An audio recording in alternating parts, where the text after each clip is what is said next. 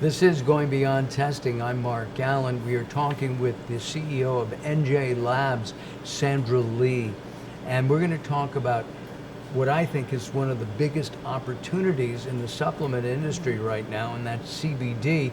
We're also going to talk about cannabis because more and more states are permitting and allowing cannabis to be used not only for medical reasons, somebody has cancer and pain, but also for recreational use. Do you test, and have you been testing for cannabis and CBD? Yes. Many years ago, maybe about 6 years ago, I saw a need for this industry, and I had worked with another company to put together a protocol, right? A proposal of how we're doing it, what we're going to do, and submit it to the DEA and FDA. And I had applied for a DEA license to handle marijuana before it was descheduled, or before many states allowed it. I think there are, what, right? 45 states now, 43? I'm not 100% sure. Yes. It keeps changing. But before hemp, the Farm Bill went into effect and hemp became decriminalized or descheduled, and now it's federally legal, we saw a need for the testing because cannabis is the family name, and under cannabis is hemp plant and the marijuana plant. And they're both really good for leaching heavy metals out of the soil, right? It makes the soil a little bit healthier. But there's many things that can be used for both of them. Marijuana is still a controlled substance by the DEA at a federal level. So if you have a DEA license, we can work with you, and that's what we have been doing for the last 6 years. But hemp-derived products, which is very well known for CBD, as a cannabinoids, CBD is the biggest one. There's other minor cannabinoids, CBG, CBN, that's becoming more and more prominent in this industry. So what we did was we actually started to develop methods and validate them, because what we found out is not many people know how to test for it, and there's no standardization across the board. So we applied what we know with the FDA and how we get inspected and what we do for the pharmaceutical clients, and applied it to this industry. So we've been doing it for some time, and we're familiar with the challenges it comes with, because a lot of people talk about, hey, you can do this, you can do that, and we do this, but how do you even get there? And we had this need for talking about the challenges that we faced. We need to take a moment here and talk about the opportunity of CBD in particular. I believe, and I think you do too, CBD is just in its infancy as an industry, yes, as a separate industry from supplementation, yeah, right? I think it's going to grow with the aging and graying of America. More and more people are turning to CBD instead of stronger products or drugs even. And we have an opiate epidemic right now with overprescribed people saying my back hurts, and then they get hooked on an opiate of some kind, Oxycontin or whatever it might be. Do you believe that this industry is going to still explode even more? Yes. Humans gravitate trying to alleviate pain, and I can't imagine pain going away. It's here to stay, just like COVID, right? Right. It's here to stay, and we've spent generations trying to alleviate pain. And I feel like a lot of people don't want to take the same type of narcotics to help manage that. And there's a lot of people with chronic pain, so they're turning to natural supplements like CBD products or hemp-derived products to help with those ailments. So I think this industry is here to stay. It's not going anywhere, and it's going to continue to grow. And we're human. You can walk down a flight of stairs and injure a leg and twist an ankle. You could fall downstairs. Don't do that, folks.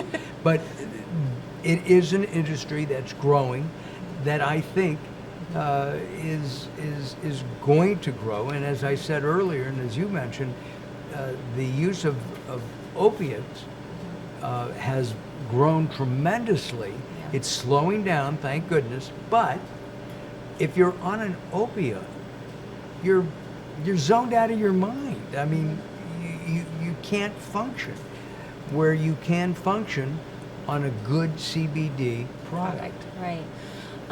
It's not addictive in nature. So a lot of people are starting to turn towards it. Now, I get approached quite a bit. They're like, hey, you work in a laboratory. Keep in mind, I don't manufacture anything, right? And no manufacturing whatsoever going on here. But they say, do you know what's good? I go into a store and I have no idea what I'm buying.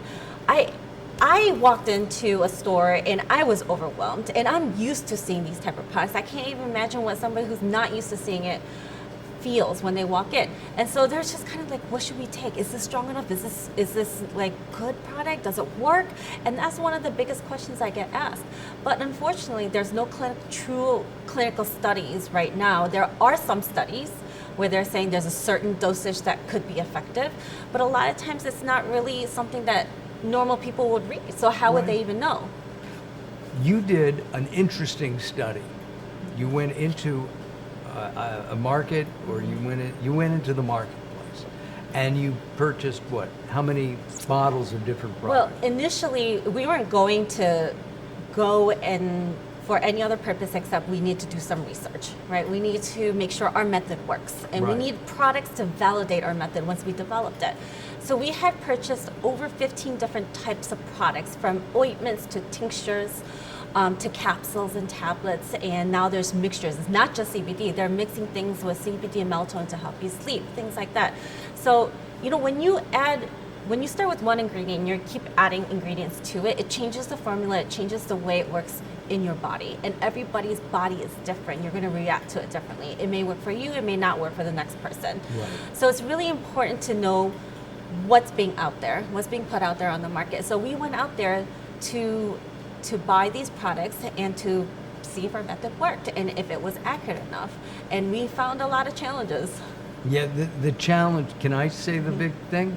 So they went out, they bought the 15 products. How many of those products had no CBD in it? A couple of them had no CBD in it. Wow. There was a lot of them that, you know, when you read a label that says 1,000 milligram, you scratch your head. We tested and it's like, we're not even getting close to it. What we found out is those labels are 1,000 milligrams of stuff that you're getting. It could be a mix of stuff. It doesn't necessarily mean that's what you're actually getting in CBD potency. And so it's a lot of things with the labeling. I feel like consumers not understanding what they're buying and how to read it appropriately and what the information entails. The other part is, because there's no standardization across the board and every lab is doing it differently, every state is doing it differently, the consistency in potency and impurities and whatever they're adding to it is not really accurate. One of the things that I've noticed on CBD bottles is that it'll say 1,000 milligrams, and then in very tiny type, it says per bottle, right?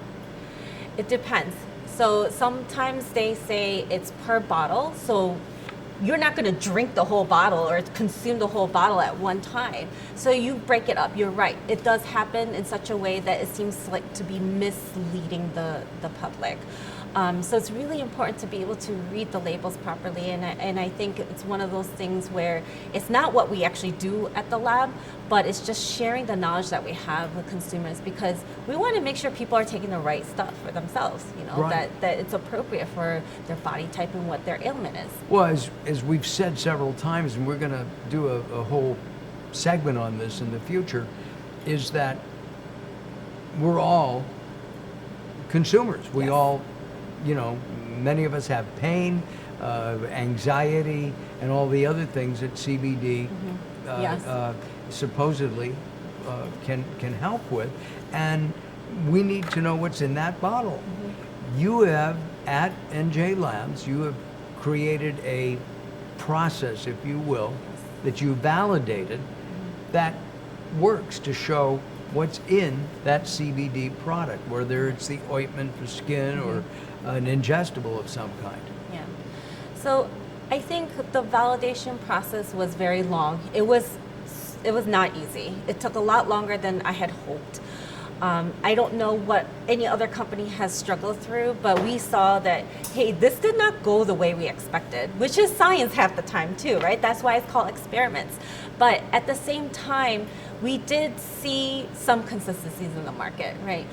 There are some companies who are very good at what they do, and they're very transparent, and they're very honest on their label. So don't get me wrong, there are companies who do this job really well, and there's some companies who could still learn from those companies that do it well. And we're hoping to be part of that process. Sure. Do you think that some people don't know what's in their own product? I mean, they're told by maybe their manufacturer, I'm putting 100 milligrams of CBD in Right. each capsule, but even the manufacturer may think they are. Right. So entrepreneurs who have great ideas about creating a product, right? They hire a CMO. They understand the business, the marketing, the branding. They may not have the expertise for manufacturing and testing and what the science is behind formulation, right? So they trust their team. But at the same time, they need to have that communication. They need to understand, hey, look, here are the regulations. Do you meet these? And if you do, can you show me how you meet them? Right? It's really important. And the manufacturers trust the laboratories, but again, it's a partnership. Manufacturers need to ask questions. Every role in this, from seed to shelf process, there's always somebody who can help guide you. There's always people with expertise, and it's about working together and being integrated as a team. But they are still responsible for knowing, even if they don't.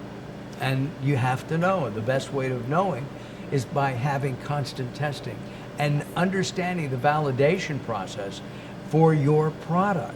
Right. So you don't injure somebody doesn't get sick, somebody doesn't have any benefit and they return the product, or a federal agency comes after you because it's not. And that's not fun. And that's not fun. Sandra, thank you very much Thank today. you. I'm Mark Alyn, and we invite you to visit NJ Labs, and you can do so by going to our website, which is on the screen right now. Visit the website and then actually come out, take a look, tour the facility. You're going to enjoy the people. They're really terrific. And more so than that, you'll understand how NJ Labs can help you and your product line. I'm Mark Alyn for Going Beyond Testing. We'll see you next time.